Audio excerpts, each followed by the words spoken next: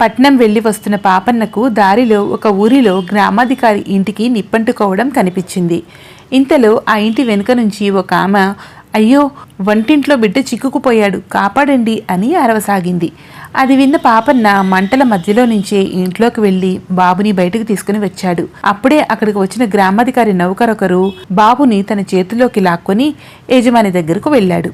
అయ్యా, మంటలో నుంచి బాబుని కాపాడి తీసుకొచ్చా, కాస్త ఆలస్యమైతే బిడ్డ ఏమై ఉండునో అన్నాడు. నా వారసుని రక్షించిన నీ రుణం ఎప్పటికీ తీర్చుకోలేను అన్నాడా యజమాని.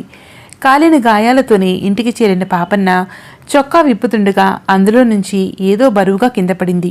ఏంటా అని చూస్తే అది బంగారు మొలతాడు, గ్రామాధికారి కొడుకుది.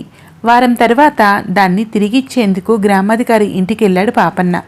కాలిపోయిన ఇంటి స్థలంలో కొత్తది కడుతున్నారు. బాబుని లాక్కెళ్లిన ఆ నౌకరు కూలీలపైన పెత్తనం చలాయిస్తూ కనిపించాడు. అతడి దగ్గరికెళ్లిన పాపన్న, బాబుని కాపాడే క్రమంలో వాడి బంగారు మొలతాడు నా చొక్కాలో చిక్కుకుంది, మీ యజమాని ఎక్కడుంటారో చెబితే వెళ్లి తిరిగిచ్చేస్తాను అన్నాడు.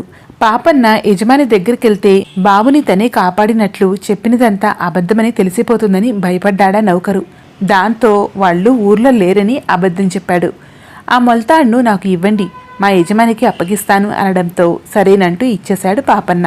మొలతాడును అలాగే కాజేస్తే ఎప్పటికైనా ప్రమాదమేననుకున్న నౌకరు దాన్ని కరిగించాలి అనుకున్నాడు. వెంటనే కంసాలి దగ్గరకు వెళ్ళి ఆ మొలతాడును ఇచ్చి కరిగించమన్నాడు. అది తను తయారు చేసిందే కావడంతో అనుమానం వచ్చిన ఆ కంసాలి గ్రామాధికారికి కబురు చేశాడు. ఆయన వచ్చి నౌకరును నిలదీశాడు. బిడ్డని కాపాడింది తను కాదని పాపన్న అని చెప్పడంతో అసలు నిజం బయటపడింది. అతడిని పనిలో నుంచి తొలగించి పాపన్న ఇంటికెళ్లి మరీ కృతజ్ఞతలు చెప్పాడు గ్రామాధికారి. మోసం, దొంగతనం ఎక్కువ కాలం దాగవంటూ ఇంటి దారి పట్టాడు నౌకరు.